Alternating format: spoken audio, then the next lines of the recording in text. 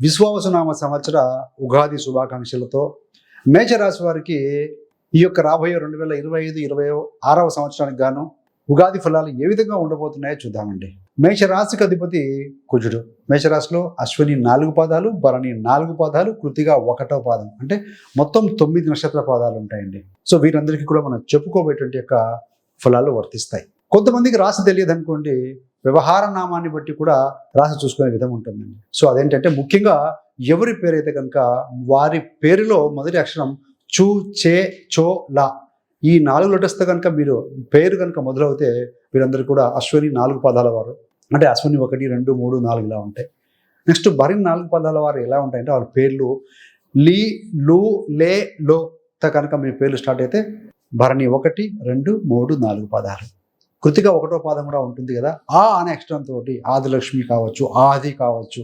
So ఇలా ఆతో మొదలైన వారంతా కూడాను కృతిక మొదటి పాదం అవుతుందండి. వీరందరికీ కూడా మనం చెప్పుకోబడే యొక్క ఉగాది రాశి ఫలాలు వర్తిస్తాయండి. మరి ప్రతి వారు ఎదురు చూసేది ఆదాయ వ్యయాలు ఏ విధంగా ఉండబోతున్నాయి కొత్త సంవత్సరంలో. ఎందుకంటే మన తెలుగు వారందరికీ కూడాను ఈ యొక్క ఉగాదితోనే నూతన సంవత్సరం ఆరంభం అవుతుంది. అంత ప్రాముఖ్యత ఉంది కదా. సో ముఖ్యంగా ఏంటంటే మేషరాశి వారికి ఆదాయం చూస్తే ఈ సంవత్సరం 2గా ఉంది, వ్యయం చూస్తే 14గా ఉందండి. రాజపూజ్యం చూస్తే అంటే రెస్పెక్ట్ 5గా ఉంటే అవమానం 7గా ఉంది.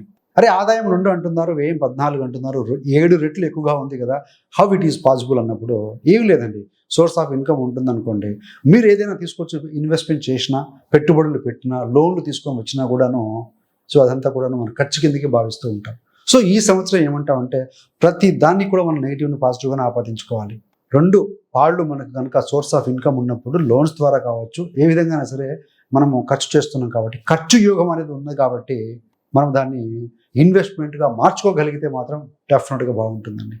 రాజపూజ్యం 5, అవమానం 7 అంటున్నాం. సో పెద్ద డిఫరెన్స్ ఏం లేదు, నథింగ్ టు వరీ. సో మనం ఏదైనా ఒక గోల్ పెట్టుకుని ఫోకస్డ్గా మనం ముందుకు వెళ్తుంటే కొంతమంది జెలస్గా ఉండొచ్చు, అవమానించవచ్చు, ఇవన్నీ కూడా ఉంటాయండి. సో పెద్దగా మనం వాటి గురించి ఫోకస్ చేయాల్సిన అవసరం లేదు. సో అందుకని ఎప్పుడు కూడా మనము ఫోకస్డ్గా ఉండాలని చెప్తూ ఉంటాం. ఎక్కడైతే కనుక మనం ఫోకస్ చేస్తామో అక్కడ ఎనర్జీ ఫ్లో అవుతుంది. ఎక్కడ ఎనర్జీ ఫ్లో అవుతుంది అక్కడ తప్పకుండా ఫలితం వస్తుందండి.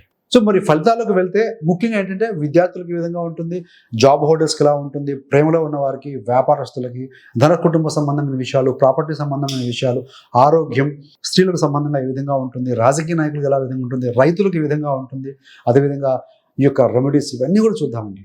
మొదటిగా ఈ యొక్క విద్యార్థులకు ఏ విధంగా ఉంటుంది.